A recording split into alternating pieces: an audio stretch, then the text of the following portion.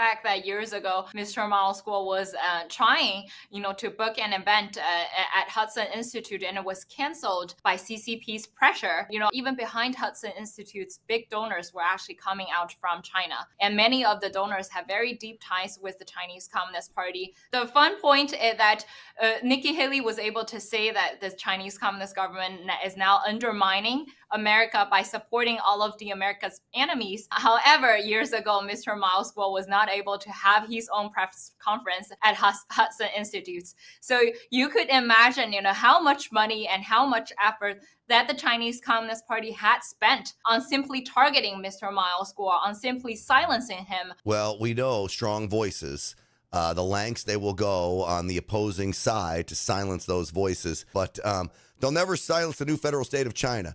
I mean, getting stronger and stronger by the moment.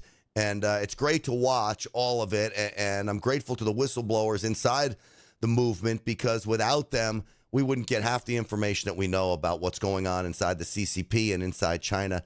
And hopefully they get some of what we talk about here to give them some hope inside China that people are waking up here in America, Ayla. I would simply want to add it on one thing that, in Miles' trial, his recent trials that took place in Southern District of New York, during his trials, one of the stipulations that were agreed upon the government and the defense team was actually stating that Miles Guo was the number one enemy of the Chinese Communist Party, as the number one target of CCP's Foxconn operation. It was also mentioned that the Chinese Communist government had spent more than $40 billion to simply attack and try to attempt to stop the foundation ceremony of the new federal state of China. Did they get an admission by the federal government, the United States federal government, that Miles Guo is the number one enemy of the Chinese Communist Party? Exactly. The stipulation was signed by prosecutors, a team, and also signed by defense team.